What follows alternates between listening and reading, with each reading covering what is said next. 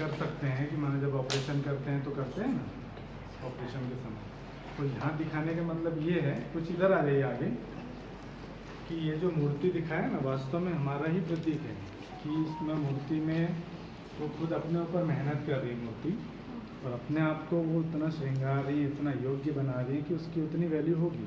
तो परमात्मा इस समय जो हमको ज्ञान योग सिखा रहे हैं, जो मुरली है, जो बाबा की शिक्षाएं हैं, वो हमारे लिए छेनी हथौड़ा है कि हम पत्थर बुद्धि थे ना, पत्थर बुद्धि से कैसे हम अपने ऊपर ही काम करें, अपनी कमी कमजोरियों को हम जितना निकालते जाएंगे, जितना बारीक काम करेंगे, उतना ही हमारी श्रेष्ठ पूजनीय और चरित्रवान और बहुमूल्य मूर्ति बनेगी, फिर उसका गायन और पूजन होगा। तो ये इस समय दिखाया कि हम अपने शिल्पकार खुद हैं।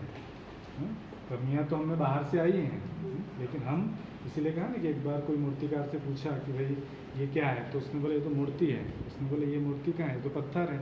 तो मूर्तिकार ने बोला नहीं, इसके अंदर मूर्ति ऑलरेडी है, बस उसमें से वेस्ट को निकाल देंगे तो मूर्ति अपने आप बाहर आ जाएगी। ऐसे ही हमारी आत्माओं की भी स्थिति है। ओरिजिनल में हमारा स्वभाव संस्कार ये नहीं है जो अभी हम लेके जी रहे हैं, चल रहे हैं ना, ये तो बाहर से हमारे अंदर आत्मा ने ग्रहण कर लिया है। यहाँ फिर दिखाया है कि ये सब ज्ञान जो हमने सुना है ना, सृष्टि चक्र का ज्ञान, ये परमात्मा ने हमको दिया है ना। कोई मनुष्य आत्माओं ने शास्त्रों में कहीं कि इसका जिक्र नहीं है। क्यों? क्योंकि शास्त्रों का ज्ञान एक लिमिट तक जाके वहाँ जाके सीमित हो जाता है, लेकिन परमात्मा इस समय एक नया विश्व परिवार बना रहा है, जिसमें किसी भी जाति, धर्म, मठ, पंथ, देश, संप्रदाय का कोई बंधन नहीं होता, क्योंकि आत्मा का कोई धर्म नहीं है। आत्मा का एक ही धर्म है, वो शांति, प्रेम, पवित्रता। तो भगवान आकर हमको मनुष्य आत्माओं को पहले बना रहे हैं, है ना, मनुष्य से फरिश्ता, है ना, मनुष्य से पहले ब्राह्मण, ब्राह्मण से फिर फरिश्ता, फिर हम बनेंगे देवता। तो यहाँ आकर हाँ, हिंदू मुस्लिम सिख ईसाई आपस में वो भाई भाई कैसे हो रहे हैं, या वो मानते तो कोई है नहीं, वो भी साधारण भाई पीछे देखिए, ये दिखाया कि ये हमारा फरिश्ता स्वरूप है। जब हम योग करते हैं ना, तो उस समय में जो हम संकल्प करते हैं और जो सारे दिन में हमारे विचार चलते हैं बचपन से लेके मरने तक, तो जिस प्रकार के हमारे सबसे ज़्यादा संकल्प चले हों, अगर खराब संकल्प होंगे तो वो काली छाया दिखाई देगी, अगर अच्छे संकल्प किए होंगे, पुण्य कर्म किए होंगे, तो ये हमारा फरिश्ता स्वरूप है। सीधे शरीर छोड़कर, है ना, आत्मा कहीं भी जाकर प्रवेश नहीं करती। आत्मा और शरीर के बीच की एक कड़ी है। आत्मा खुद कुछ नहीं कर सकती। सूक्ष्म शरीर वो ही एक परछाई है, या जिसको एक कह लो मॉडल है, कि जो हमारे पूरे जीवन काल में हमने जो किया उसका वो रिजल्ट है। तो योग में भी जो दिखाते हैं ना कि किसी को माना सकाश हम देते हैं, या किसी को फरिश्ते का, जैसे ब्रह्मा बाबा भी क्या है, फरिश्ते ही है ना, क्योंकि अभी उन्होंने तो जन्म नहीं लिया, अभी कृष्ण तो बने नहीं ना।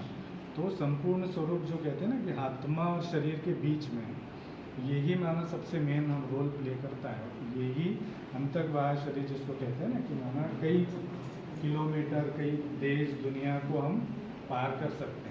तो ये आत्मा को उड़ाने का काम करता है। जो भी हम किसी को, अगर हमको मदद करना हो, किसी का कुछ काम हमको करना हो, किसी को कोई बीमारी हो, किसी को शक्ति का दान देना हो, वो सब हम सूक्ष्म में, जैसे आज हम हैं, हमारा एक संपूर्ण स्वरूप ऐसा है ना। ये तो बहन है, जैसे हम भाई हैं, तो भाइयों का भी एक संपूर्ण स्वरूप सूक्ष्म तन में होता है।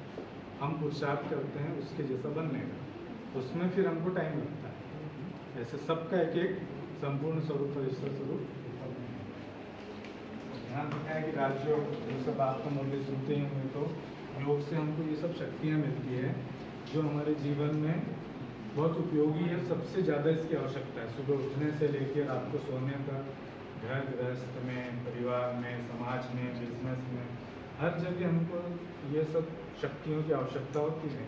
और यही शक्तियों का प्रतीक देवियों को भुजाओं के रूप में दिखाया है। तो ये हमको परमात्मा की याद से मिलता है। लेकिन परमात्मा को याद वही कर सकता है जैसे हंस दिखाया कि हंस जो है केवल मोती चुगता है, पत्थर नहीं चुगता है। तो हम भी देखें कि सारे दिन में हम, हमारा जो विचार सागर मंथन चलता है, क्या ज्ञानयुक्त बातों का चलता है या व्यर्थ का चलता है, पर चिंतन क्या तेरी मेरी का चलता है। तो जब तक हम हंस नहीं बनेंगे, आत्मा हंस बनेगी, तो ही परमात्मा से ज्ञान गुण के मोती इच्छुक करे ये शक्तियाँ प्राप्त कर सके।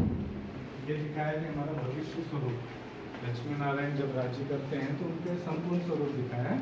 4 भुजाएं, 2 भुजाएं लक्ष्मी की, 2 नारायण की। वास्तव में ये अस्त्र शस्त्र उनको सत्युग में रखने की आवश्यकता नहीं होती, क्योंकि वहाँ कोई असुर किसी से युद्ध नहीं है। लेकिन इस समय संगम युग पर जो परमात्मा के कर्तव्य करते हैं, जो सुदर्शन चक्र देते हैं, जो बाबा बोलते हैं ना सुदर्शन चक्र चलाओ, आप कौन थे, फिर समय कैसे परिवर्तन हुआ, अभी हम कहाँ पहुँचे।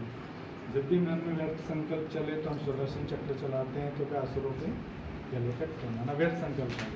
गदा दिखाया, ज्ञान की गदा, फिर कमल फूल समान जीवन। हर शरीर के अंग की जो है संज्ञा कमल से, कमल फूल, नयन कमल, हस्त कमल, चरण कमल, उनको दिखाया भी कमल के फूल के ऊपर।